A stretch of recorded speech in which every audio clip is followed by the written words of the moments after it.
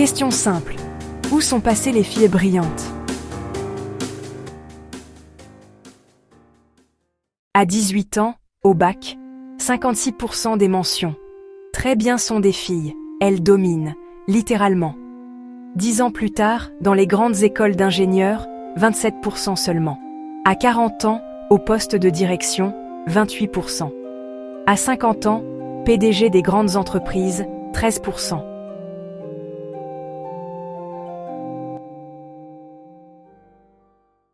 De 56% à 13%, un quart, en 30 ans. Alors quoi? Elles sont devenues moins intelligentes, moins travailleuses, moins ambitieuses? Non, on leur a mis des bâtons dans les roues, subtils, invisibles, mais réels. À 15 ans, orientation genrée, choisie compatible avec ta future vie de famille. À 30 ans, pénalité maternité. Même CV, avec 2 enfants.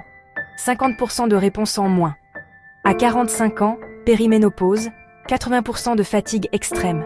67% de bouffées en réunion. Aucun aménagement dans 90% des entreprises. Regardez ce graphique. L'homme, ligne stable jusqu'à 60 ans. La femme, pic à 40 ans. Puis chute. Parce que pile au moment où elle devrait être PDG, son corps entre en guerre hormonale. Alors oui, certaines réussissent quand même. Mais au prix de quoi? D'un épuisement total, en luttant contre leur biologie.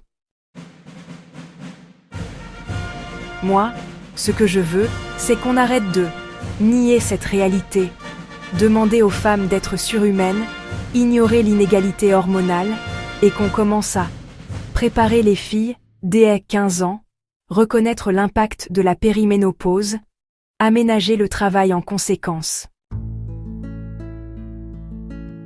Parce que ces brillantes de 18 ans, elles méritent d'être PDG à 50 ans, avec leur biologie, pas malgré elles.